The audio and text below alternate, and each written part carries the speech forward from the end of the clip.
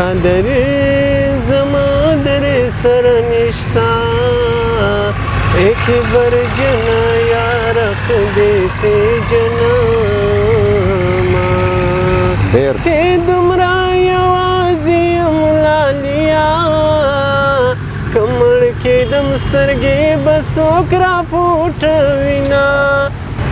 ستاسو دا احساس ستاسو دا جذبه شاید د دې دپاره و چې تاسو پښتو دغه ژبه همیشه ژوندۍ وساتئ پر ځای د دې چې ملاتړ یې وایي په تاسو یې تیزاب وشیندل شاید د دې مقصد دپاره ستاسو د اواز بیخي بند سي. آیا ولې هې زما د مرګ زیری به ورکوي که خفه نه سو خوشحالۍ خو به کوینه ژوندونه څومره دې تباه کړم چې هر ځای کښېنم د ارمان ژړا کومه لکه لړم کوي ګزار زار زار لکه لړم کوي ګزار د دې زمانې یار فونه کوي اعتبار د دې زمانې یار فونه کوي اعتبار. د کلي عبدالله نه زه کویټې ته تللی وم هلته زه ډېر پریشان وم ګرده شپه مې ډېره په پریشاني کې تېره کړه نو سهار زه کور ته تلم نو داسې غره ته مې پام شو دا غونډۍ کې ناست ولم نو دا ټپې مې وکړلې هغه په تاسو باندې دومره خوږې لګېدلې او در دا ځای راورسېدم دا ستاسو مینه ستاسو نظر زما علاج در دې دمه پورې هغه چې پاته دی صرف د ناوسۍ د وجو پاته دی کنې علاج داسې ډاکټران راته ویل چې علاج خامخا کېږي نو بس هغه د وس د وجو پاته. ملګرو تاسو به مخامخ موږ هم ورور سره مې وعده کوو چې د الله د رضا دپاره به موږ خپل پوره کوشش کوو چې د پلاستیک سرجري کې مرسته وکړو او پر تاسو باندې هم غږ کوو چې موږ د داسې یو کس دپاره چې هغه ته الله دا هنر ورکړی دی چې هغه پښتو ژبه دغسې ژوندۍ وساتي د خلکو په زړونو کې مینه محبت ورته پیدا کړي کومک ورسره وکړئ تاسې هم په دې کې ځانونه شریکان کړئ که تاسو شریکان کړئ تاسو رابطه کولی شئ. السلام علیکم مساکل هم در تاسو په خدمت کې حاضر یم. نن بیا یو ځل د نیو ملګرو سره یم خاص په راستلاس کې چې کوم ناست دی غواړم چې د ده څخه زه خپله واورم چې خپل تعارف وکړي د کوم ځای څخه دی څنګه دا مینه پیدا شوه دې هنر ته څنګه راغی درته هرکلی وایم. السلام علیکم موسی کلیم صاحب اول تا ته او بیا ستا ټول ملګري او څوک چې هم زما اواز اوري ټولو ته نیکې هیلې سلامونه. ستاسو د مینې د همدردۍ یو جان مننه چې تاسو ماله دعوت راکړو او زه نن راغلی یم خاص ستا سره ناست یم اسلام آباد کې نو دا ستاسو مینه ده چې دا مینه ژوندۍ وي انشاءالله تعالی موږ هم هڅه کړې ده چې په دې حالات کې خپل هنر خپلې پښتو ژبې ته خدمت وکړو کار وکړو دا ستاسو مینه ده. کوربه ودان ستاسو هم ډېره زیاته مننه چې تاسې تر اسلام آباد پورې راغلی پکار خو دا و چې تاسې ته موږ ځانونه در ورسوو تاسې هغلته ونازوو په خپل راتګ سره خو تاسې دلته راغلی زموږ هغه مینه مو راماته کړه ډېر در باندې خوشحاله سو. کوربه ودان مخکې تاسو ته ما وویل چې که تاسې خپل په لنډ الفاظو کې خپل پېژندنه موږ ته او مینهوالو ته وکړئ ډېره مننه به وکړي. زه خو پېژندنه خو مې دا ده چې ډېرو خلکو ته معلومه ده او ډېرو خلکو ولیدم زه د بلوچستان یم جنوبي پښتونخوا اوسېدونکی یم بیا کلي عبدالله ضلع کلي عبدالله اوسېدونکی یم د بلوچستان خاص د بلوچستان اوسېدونکی یم. دې فن سره چې زما کومه مینه پیدا شوې ده زما مینه ورسره ده زه به دا وایم چې زه تقریبا د 3 کال وم چې زه دې فن ته راغلی یم او دې فن سره زما مینه واله بیا چې کله د پښتو ژبې خدمت آداب هغه دومره لوړ دي چې دا موږ نسو ادا کولی چې څومره وخت ورکړو هم نسو ادا کولی خو خپل کوشش مې کړی دی. په 2008 کال کې زه موسیقۍ ته راغلم نو بیا داسې کوشش مې کولو چې د شا د خوا سپورټ بیک نه د کور د طرف نه نه د علاقې د طرفه داسې خاص بیک زما سره نه ولو نو هنر راکولو خو هغه خلک نه وو چې زما سپورټ یې کړی و دا خبره ده. بیا داسې 2015 کې بیا لږ ډېر د خلکو پیشان را سره وسولو نو لږ ډېر خلکو وپېژندم بیا زما سوچ داسې ولو چې ډېر خلکو به شاعري ودا راکوله ما نه غوښتل چې زه دا چا شاعري ووایم یا کاکړي ووایم یا ټپه ووایم چې غیر معیاري وي نو کوشش مې دا کولو چې زه ښه موسیقي ورکړم، ښه شاعري انتخاب کړم، ښه شعر انتخاب کړم، خو هغه بیک هغه وسله ما سره نه وه پوره. نو بیا دغه ما سره چې کوم حادثه وسوله په دې خو ټول خبر دي، خو بیا به هم یو ځل زه تاسو ته وایم چې ما سره دا کوم حادثه وسوله دا به زه صرف زما د هنر خاطر و، بل هېڅ هم نه و، زما د چا سره داسې بد دښمني هېڅ هم نه وه، زما د هنر خاطر و. چې په لنډ الفاظو کې دا کیسه وکړې. نو په لنډ الفاظو کې د تیزابو کیسه درته وکړم. و دا کوم چې حادثه ستا سره شوې ده. نو دا هم د ټولې چې صرف د هنر خاطر له ما سره چې څومره وخت یې وسو؟ تقریبا د دې یو نیم کال کېږي. هلته ستا په سیمه کې؟ په سیمه کې په کویټه کې په کویله فاټک باندې نامعلومه خلکو تیزاب را باندې وپاشل.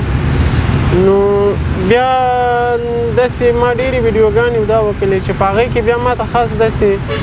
انصاف نه سو میلاو. زما مطلب صرف دا و د سرکار څه د عوامو څه د خپل وطن د علاقې د مشرانو څه چې هغوی د یو خوار غریب د یو انسانیت په خاطر زما آواز پورته کړي. نو بیا داسې چا زما آواز نه کړي پورته، نو بیا زما یو طرز ټپې یو تاسو ډېرې خوشي کړي وې. نو زما د کامیابۍ زه چې ګورم زما د کامیابۍ نښې چې دا هغه ټپې جوړې شوې، زه داسې په غمجن ماحول کې ولم. ډېر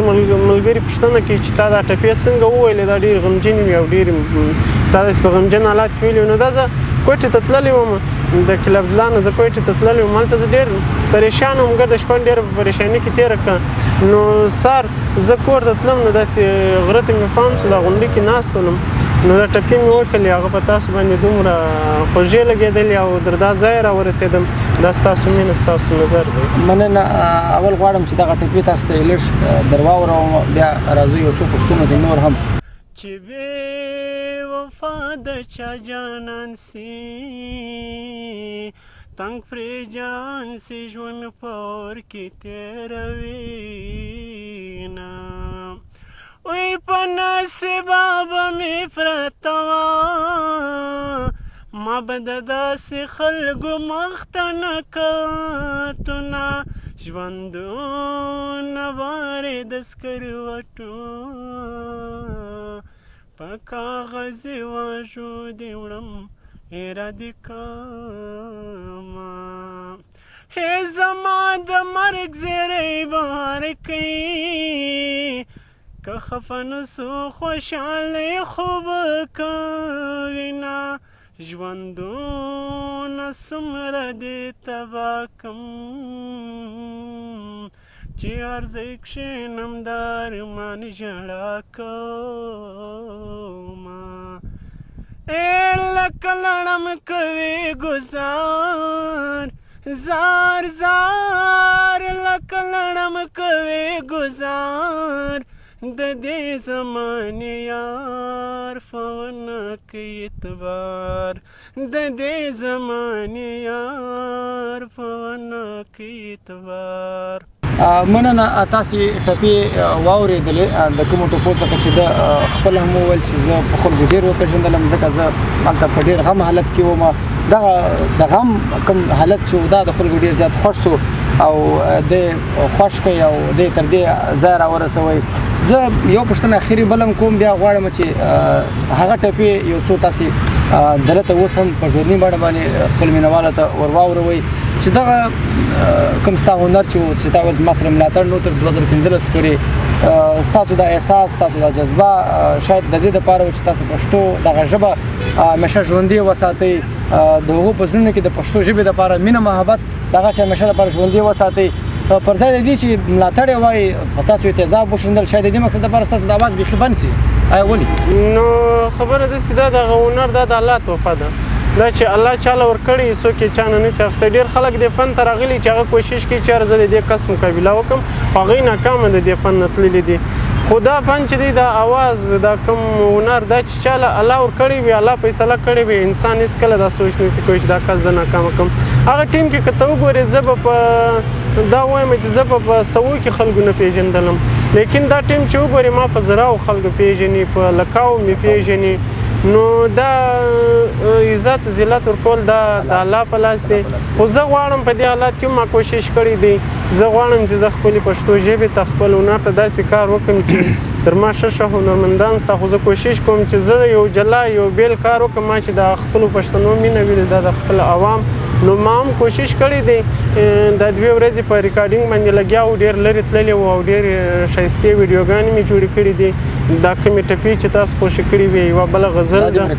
نو دې کې مې ډېر ښایسته معیاري کار کړی دی انشاءالله امید کوم چې ټول پښتانه بیا خوښوي در څنګ به راسره ولاړ وي زه به صرف تاسو څخه دا پوښتنه وکړم چې دا کوم تیزاب قصه تاسې وکړه اوس تاسې مخامخ دا د مینوالو ته ښکاري هم چې تکلیف د سترګو ډېر زیات لري اوښکې درڅخه ځي د دې علاج حتما ممکنه دی تر ننه پورې تاسو د یو نیم کال تېرېدو نه بعد هم دغه علاج نه دی کړی د دې پلاستیک سرجري کېږي آیا د اقتصادي حالت مو کمزوری دی د وجې نه او که یا تاسو ډاکټرانو ویلي چې کېږي نه زما ویډیوګانې خو ډېرې اوس خو اکثر د پښتنو سوچونه داسې جوړ کړي یو نیم چې تاسو له پیسې را روانې دي تاسو ډرامې کوئ ډېر خلک دا خبره کې کوي چې دا تاسو په کیمره باندې ځان داسې کوئ نن زه دا ستاسو ټولو مخته یم چې دا اوس کیمره ده که زه د رښتیا اوداسې یم ډېر خلک وایي چې دا تاسو ایکټینګ کوئ ډېر څه وایي خو زما علاج در دې دمه پورې هغه چې پاته دی صرف د